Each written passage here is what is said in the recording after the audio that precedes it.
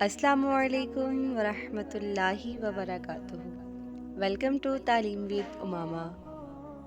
جب میں تسبیح جناب فاطمہ پڑھنے لگا، عرش تک پرواز تھی اللہ اکبر جب کہا۔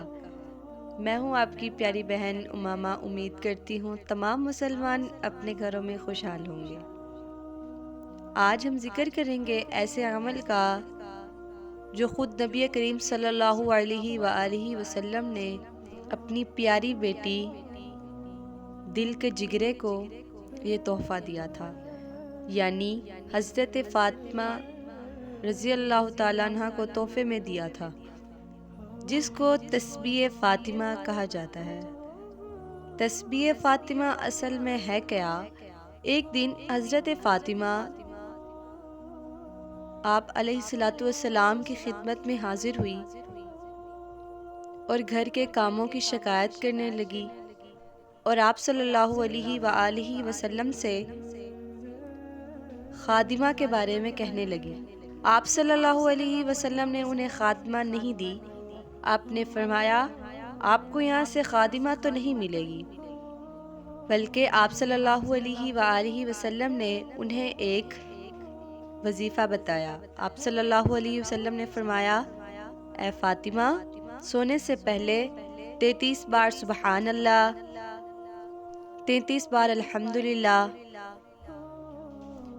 اور 34 بار اللہ اکبر پڑھو۔ یہ ہے تسبیح فاطمہ۔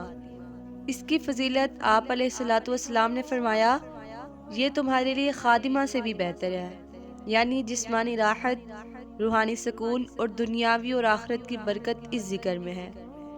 اس وظیفے کا طریقہ یہ ہے کہ سونے سے پہلے 33 بار سبحان اللہ، 33 بار الحمدللہ اور 34 بار اللہ اکبر پڑھیں۔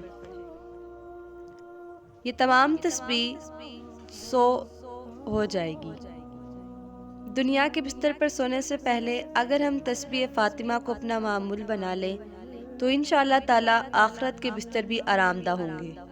یہ وظیفہ سنت بھی ہے، عبادت بھی ہے اور سکون قلب کا ذریعہ بھی۔